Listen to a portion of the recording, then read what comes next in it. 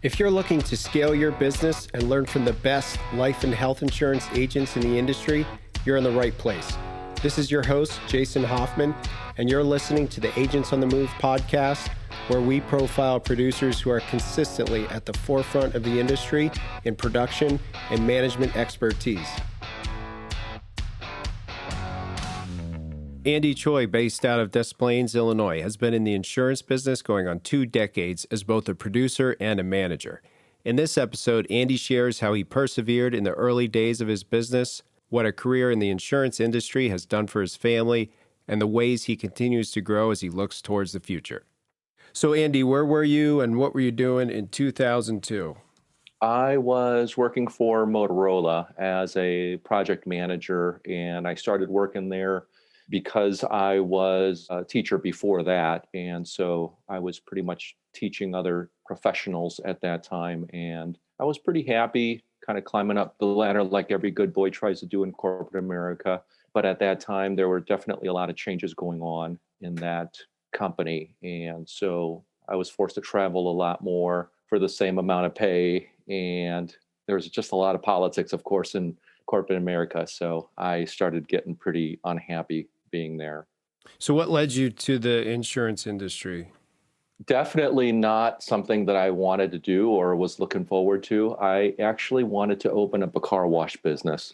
And so as I was trying to find funding and land and all this other stuff, I also knew that I had to find some insurance for myself, because when I went to my boss at Motorola to be let go so that at least I could get some severance out of it, I was denied that. So pretty much all my marbles were on the table at that time. And I was just really, really unhappy. And so I just knew I had to leave.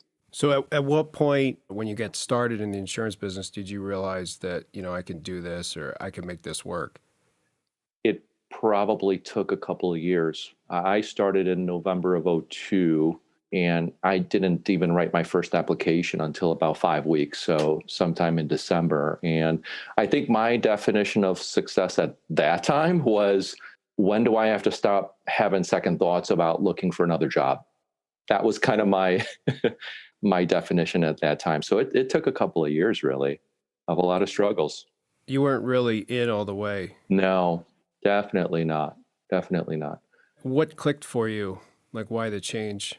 After my first year of being in this business, which was very, very difficult at that time, since there wasn't a lot of support or training from the person that I was assigned to, I just couldn't make income. I couldn't pay my mortgage in my townhouse. We had a 1-year-old child at that time. So we actually had to sell the townhouse to move in with the in-laws. And that was a really, really difficult decision. I mean, I have my pride as a man and as a father and as a husband. And so I'm really thankful for my wife to at least give me that support that I needed and that affirmation and confirmation to be able to, make this work no matter what, even to the point of selling the house and swallowing my pride and moving in with the in-laws. So that was kind of the point. Even though that was probably the worst time in my life, it was probably the best time, where then my second definition of success was, okay, I am committed now to make this work. This is how committed I am to be able to get rid of my house. And once you were all in, how long at that point do you think it took you to start to see some success? Probably about a year after that, even, where I didn't have to worry about finances. I mean, that's probably the biggest thing, is everything else that's holding you down while you're trying to be a student of your craft to get better at your practice. And so thankfully, all that emotional baggage and financial stress was gone, where all I had to focus on was just making this work. So was it a bigger time commitment that you put in, or a change in strategy? Or you just persevered, you kept doing what you were doing and it clicked eventually? I mean, I still certainly had to put in the time and the effort. I'm sure everyone else has to as well, being self-employed. Nothing comes to us. And it certainly wasn't even my own doing. There's always people that I can look back on that had a huge influence on me, good or bad, which always makes things, makes us stronger at what we do. But I mean, I can credit my wife, certainly, even my kids, my in-laws. I mean, what kind of in-law would want to have their son-in-law move in with them after they have a child, Right. If you had to I guess, pinpoint one idea that you've had that really helped grow your business or transform your business, what do you think that would be?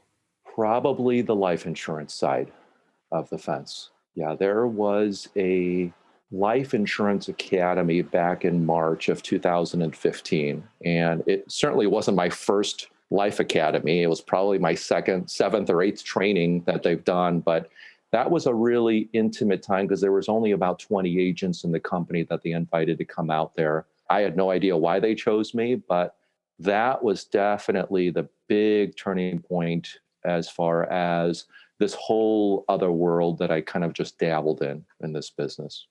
So was it that you started to bring it up or you feel like you understood it better, so you had more confidence in yourself? The training itself wasn't anything new that any of us have not heard before, but I think it was the way things were done where we were assigned to small study groups and we were accountable to that study group for 4 days straight. And we had to go through case scenarios and provide our solutions in front of the room. And there was one question, though, I do remember right up front that everyone had to respond to in front of each other, which was, why are you here and what do you hope to get out of this? And when they came to me, honestly, because I'm an open book, I said, guys, I have no idea why I'm here. I don't know what I hope to get out of it, but I'll let you know after 4 days. And so I think that it's that study group that really helped me stay accountable. And I think accountability is really big in any kind of business because now it forces the issue. I can't just talk about it. I can't pretend that I know something. I actually have to do it. And I got to fail through it and be accountable to my team. So have you found success going back to your current clients or bringing up with new clients or both? I think a little bit of both, really. I think with the existing clients, it's just even about asking. I mean, it really is that simple. I mean, I even go back to that academy again and just making the commitment to actually do something. And so I think when it comes to the clients, it's just making a commitment, whatever that might be. Even at that time, my only commitment was I'm going to just talk about life. And I had to actually put it in my calendar as an alarm every single morning at 8 a.m. just to remind myself. So that was my goal even at that time, just for the next month. So I think as we mature in this business and everyone is kind of in a different season of their lives, it's about having different types of goals. I don't think the goal is always the same. So you're coming up on 2 decades, man, and you've trained a ton of agents. You've been a personal producer. What would you say makes or has made you an effective leader over that time? I think in the business side of the fence, it's just letting my own production numbers speak louder than my own mouth so that I'm always holding up the bar for my team. And that obviously gives me authority to be able to tell them what to do because I'm doing it rather than pushing them up. I'm pulling them. That's number one, I think, from the business side. But from the personal side, which I think is even more important, it's just protecting the culture that we have on our team, which is having a lot of fun. We're honest with each other. I'm perfectly fine telling my team that I made a mistake or, hey, don't do what I just did because I sucked at it this week. And just providing a safe environment, meaning not physical safety, but just safe environment, knowing that people can be whoever they need to be and not try to have these fronts, to be a professional every single time all day long. Right.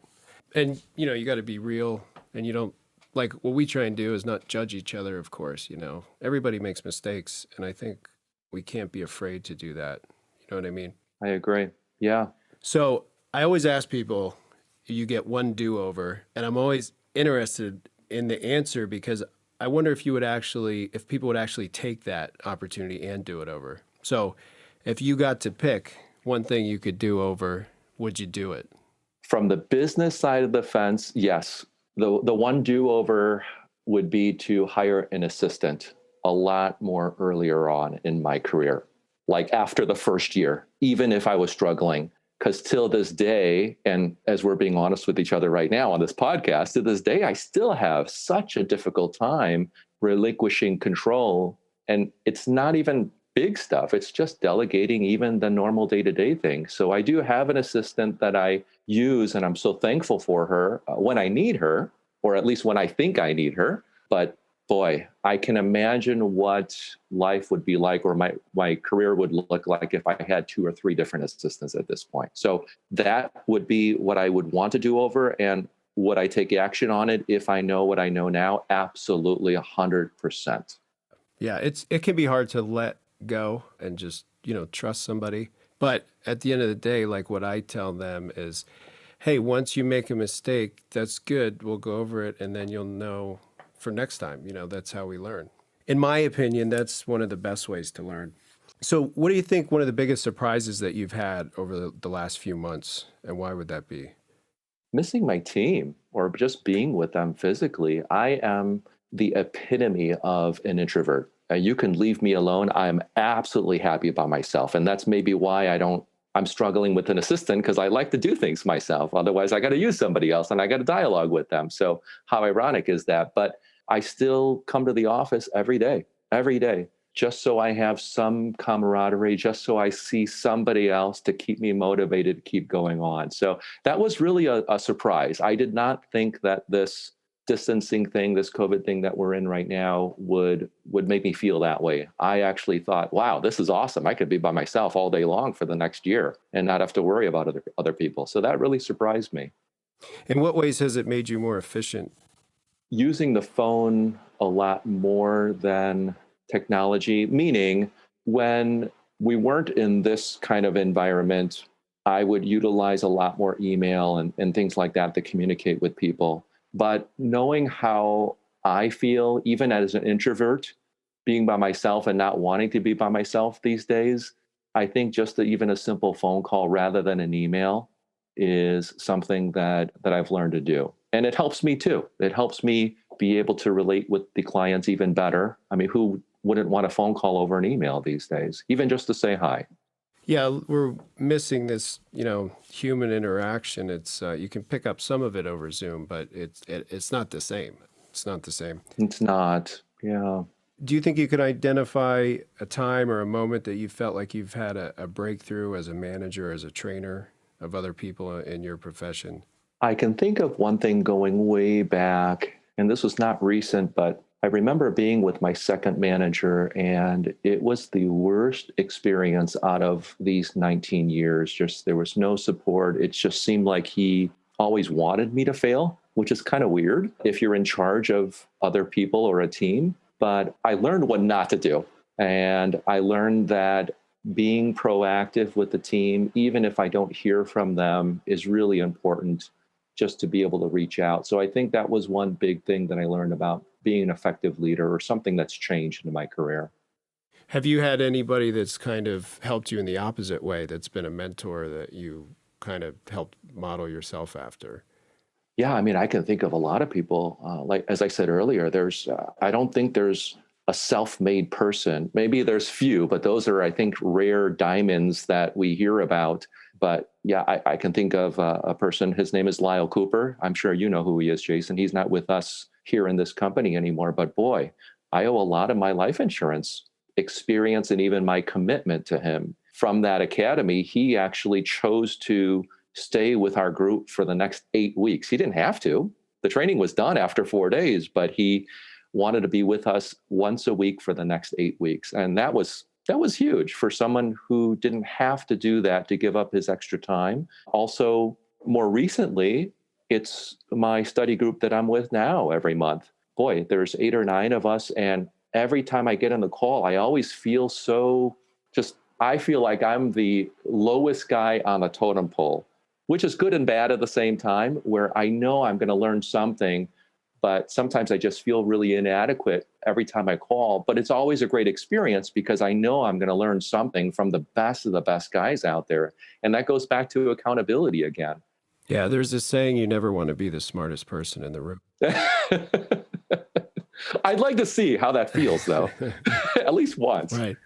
So I feel the same way too, man. Like that's the type of people I think you want to surround yourself with, which is good. So if you had to pick a few things, do you think some of the good choices that you've made that have made you who you are, whether it's personally or professionally? I think this business has helped me take risks.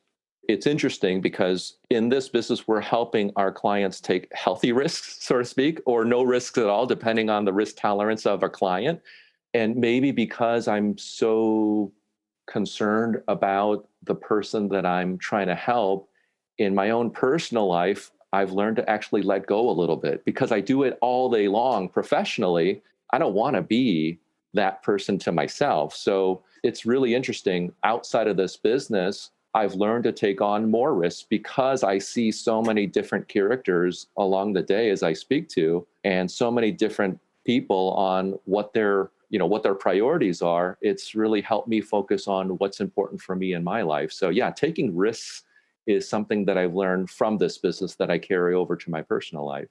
And what do you think has given you the most satisfaction or sense of accomplishment over the course of your last 2 decades? Probably being able to spoil my wife and my kids and my in-laws. I owe a lot to them and my parents.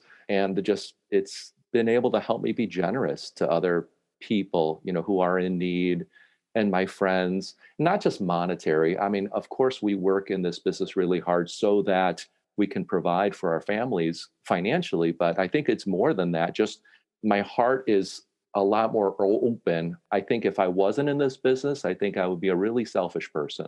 Being in corporate America, always protecting my back. Who's going to stab me?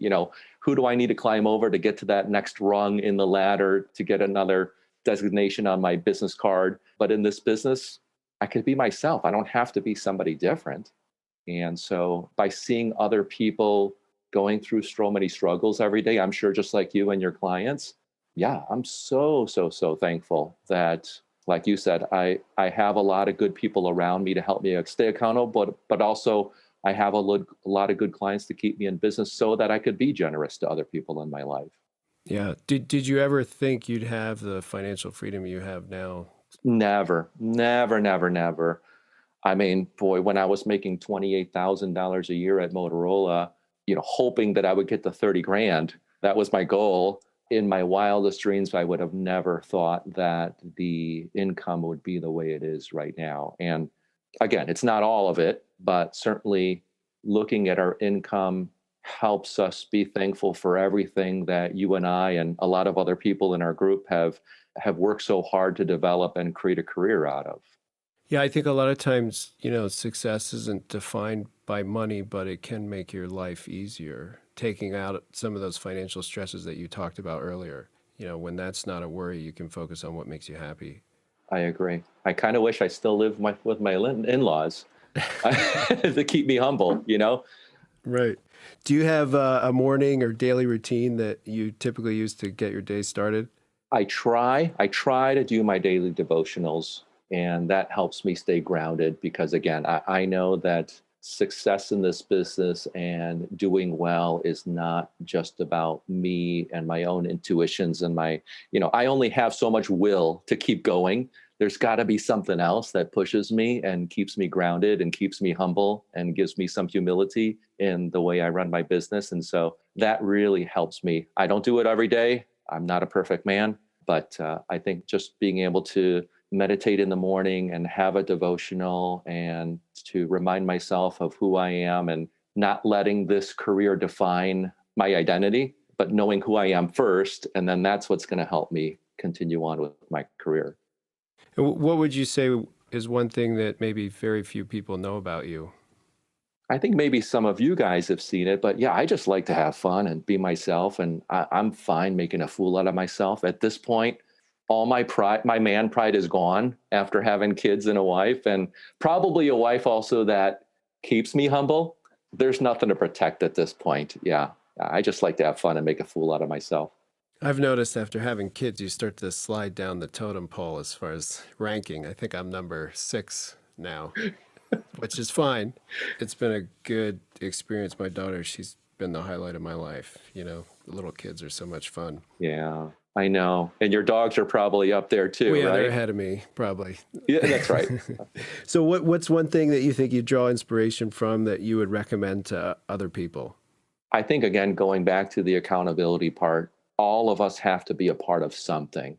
And even though a lot of us agents are a part of some big general agency of 2,000 or 2,500 people. Yes, we're a part of something, but that's just too big. At least personally speaking, if I were to give somebody some advice to draw inspiration from, is surround yourself with a few good people that you know you can trust and be vulnerable to, and to be able to learn. I think that's really helped me. I'm always a part of some sort of accountability group.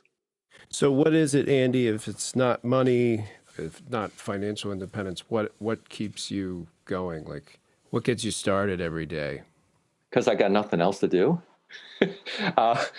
I just feel like even after 19 years, I feel like this is still my calling, so to speak, until I'm called to do something else. But I feel like in this season of my life that I'm in, this is what I have to do, is to help people. I'm hoping that I'll be able to do something else later on in life. But even though the process is the same for you and I, as far as how we communicate with the client and go through all the different steps to find out, do a fact finder and do probing and things like that, I think what at least keeps things fresh is the different clients every day. You never know, right? You never know who you're going to talk to, good or bad. And I think it makes things fun. Yeah, no day's the same, man. That's for sure. Yeah. Hey, Andy, thanks so much for coming on. I always enjoy talking to you and hearing your story. I think people could take a lot from your experience. And for you, it's probably hard for you to hear excuses from other people, I would imagine, after It is tough. what you've had to do. Thanks again, buddy. I appreciate it, Jason. Thank you. Everyone, thank you for listening to the latest episode of the Agents on the Move podcast. You can subscribe to the show wherever you listen to your podcast. If you thought the content was beneficial to you, please subscribe to the show, write a review if you'd like. We look forward to joining you again. Thanks.